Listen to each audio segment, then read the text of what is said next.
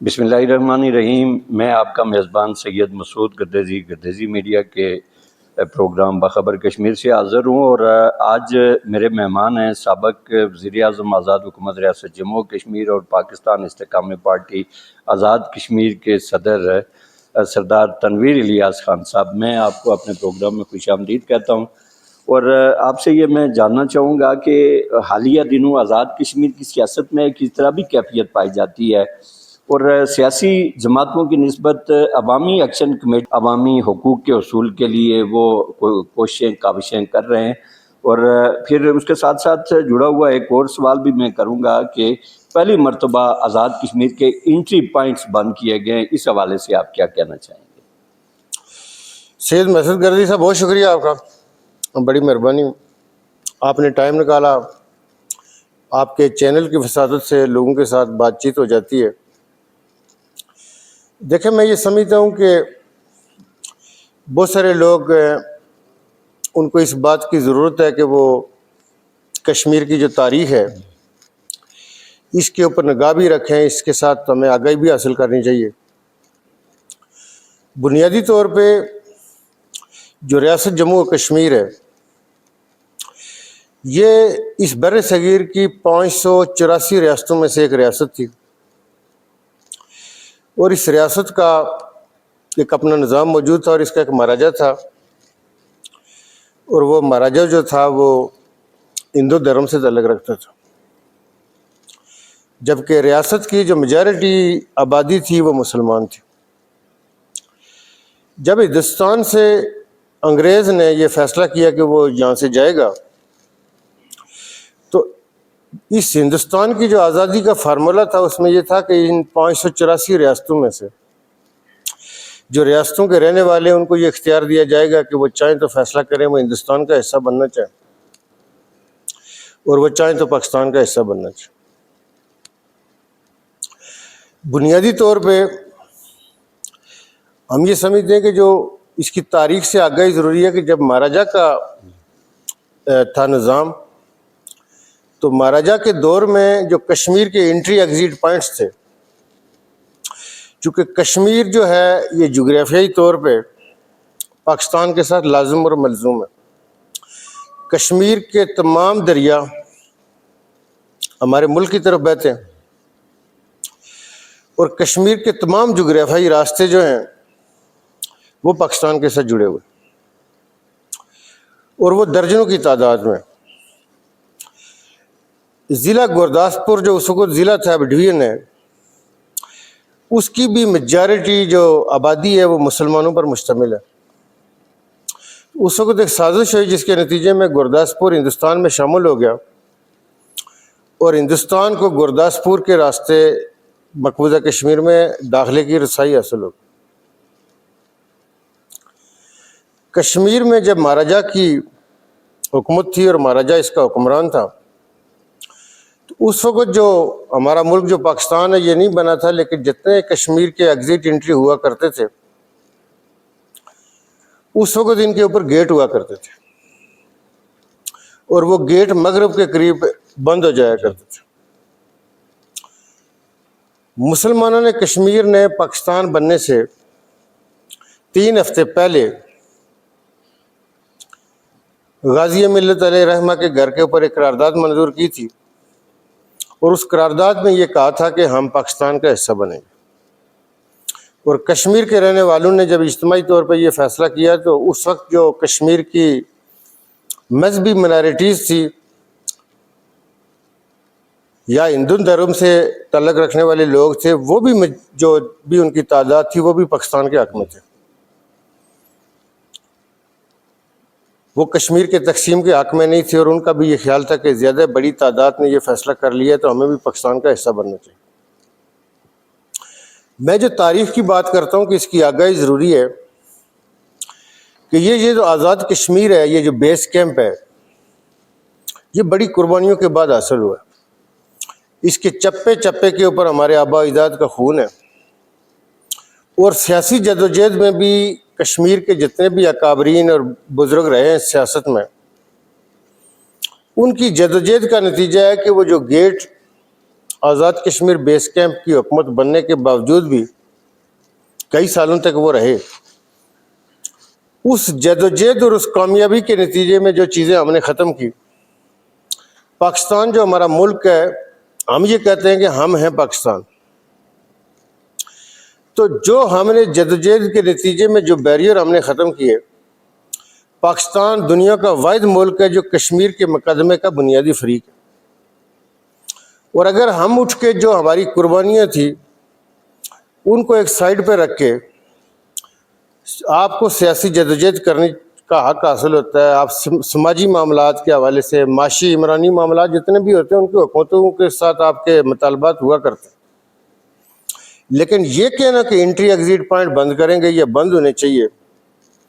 تو میں یہ سمجھتا ہوں کہ وہ جو قربانیوں کے بعد یا ہماری جو جدوجہد کے بعد جو ہماری سیاسی مساعی تھی اور سیاسی جدوجہد کے بعد جو گیٹ ہم نے کھلوائے تھے، آج ہم یہ کہیں کہ ہم اپنے ملک کے ساتھ وہ بند کرنے جا رہے ہیں اور انٹری ایگزٹ بند کریں گے اور ریاست کو یرغمال بنا لیں گے۔ میں ہمیشہ یہ کہتا ہوں کہ پرامن جدوجہد کرنا، اپنے حق کے لیے بات کرنا، آئین اور قانون کے اندر رہتے ہوئے، بالکل آپ کا حق ہوتا ہے، آپ کو کرنی چاہیے، لیکن آپ کو کوئی بھی ایسا قدم نہیں اٹھانا چاہیے جو آئین اور قانون کے ماورا ہو۔ اور اس میں یہ سمجھتا ہوں کہ حکومت کا بھی بہت بنیادی طور پہ جو ذمہ داری ہے، جو ذمہ داری تھی بھی، کہ حکومت کو پریمپٹ کر کے آگے بڑھ کے جو ایک پرویکٹیو رول ادا کرنا چاہیے تھا، وہ رول اس طرح ادا نہیں ہوا، چونکہ حکومتوں کا کام ہوتا ہے کہ لوگوں کو سیاسی طور پہ انگیج کیا جائے، لیکن اس میں ایک یہ بڑی بدقسمتی ہے کہ آزاد کشمیر میں اس وقت قومی حکومت ہے، اور قومی حکومت کے اندر شامل جس طرح آپ نے کہا کہ لوگ جوائنٹ ایکشن کی طرف جا رہے ہیں یا جو ایکشن کمیٹیاں بنی ہیں ان کی طرف لوگ جا رہے ہیں، تو اس میں یہ سمجھتا ہوں کہ جو ہماری قومی حکومت ہے اس کے اندر جتنی شامل جماعتیں ہیں، تقریباً میجارٹی میں 5-6 کے قریب یہ جماعتیں اس وقت حکومت کے اندر شامل ہیں، اور انہوں نے بھی وہ رول ادا نہیں کیا جس کا رول ان سے تقاضا کرتا ہے، جو رول ان سے متقاضی ہے، اور وہ رول ادا ہونا چاہیے تھا۔ اس کے نتیجے میں آزاد کشمیر میں انتشار اور پریشانی بڑھتی ہے، اور یہ پریشانی مقبوضہ کشمیر تک جاتی ہے، یہ پریشانی عالم اسلام تک جاتی ہے۔ آپ یہ دیکھیں کہ جب میں وزیر اعظم تھا تو OIC کے سیکرٹری جنرل مظفر آباد میں آئے، ان کے ساتھ 9 ممالک کے سفراء بھی تھے ان کے ساتھ، اور بڑا کامیاب ان کا دورہ تھا، اور OIC نے اس کے بعد پاکستان کے حق میں مسئلہ کشمیر کے حوالے سے بڑی سخت قرارداد بھی منظور کی، ہندوستان کے اوپر زور بھی دیا کہ ہندوستان کشمیر کے حوالے سے اپنی کمٹمنٹس کو پورا کرے۔ تو میرا یہ خیال ہے کہ جو سیاسی لوگوں کے جو کام ہیں، اور خصوصی طور پہ ہم نے جو بلدیاتی الیکشن کروائے تھے 33 سال کے بعد، تو جو ہمارے بلدیاتی نمائندے موجود ہیں ان کو امپاور نہ کرنا،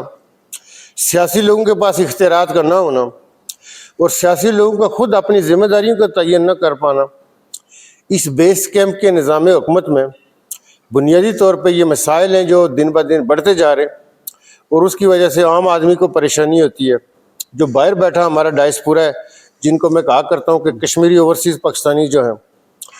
جو آزاد کشمیر کے حالات کے ساتھ ان کی بڑی وابستگی ہوتی ہے، مقبوضہ کشمیر کے حوالے سے وہ بڑے پریشان رہتے ہیں، تو یہ مسائل ہیں جس کے اوپر تو میں بنیادی طور پہ تاریخ کی بات کر رہا تھا کہ جو بیریئر ختم کیے گئے تھے،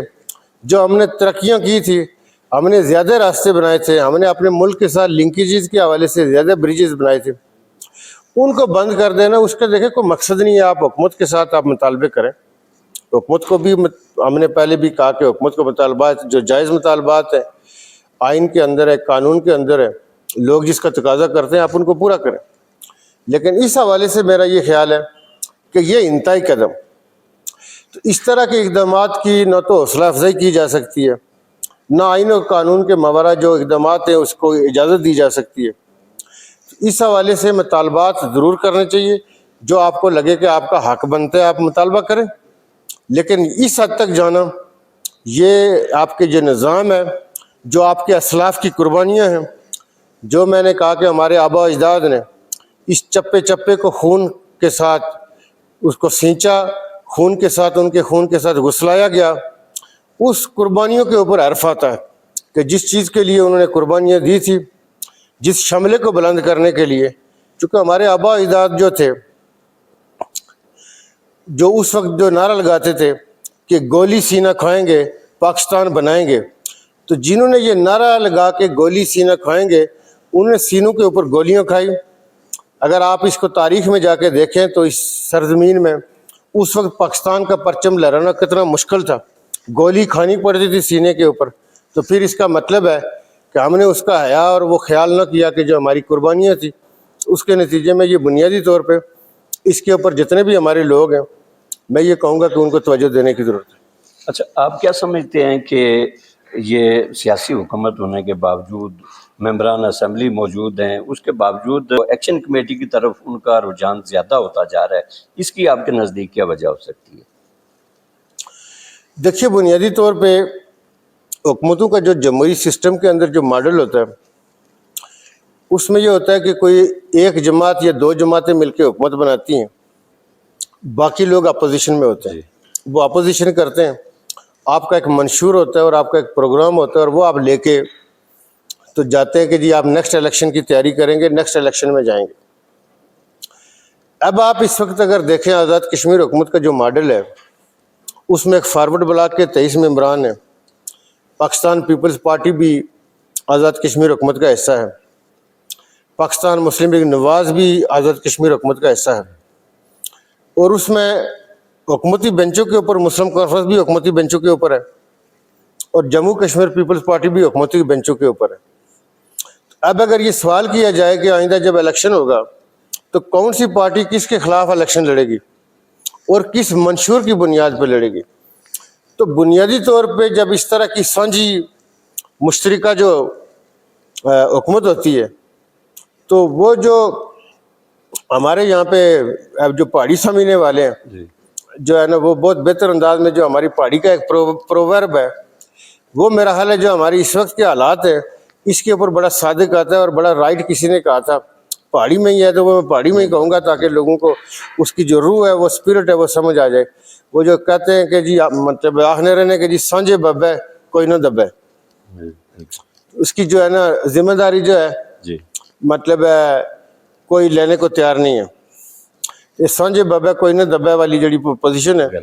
اسی وجہ تو کوئی نہ کوئی بندہ مطلب ہے اس کی ذمہ داری ہے، چونکہ وہ اردو میں جن لوگوں کو یہ پہاڑی بالکل کلاسیکل نہیں سمجھ آئے گی، ان کی سمجھ کے لیے یہ کہہ دیتے ہیں کہ وہ کہتے ہیں کہ جو مشترکہ والد ہوتا ہے، کامن جو باپ ہوتا ہے، اس کو کوئی دفناتا نہیں ہے۔ تو یہ میں سمجھتا ہوں کہ یہ حالات ہے۔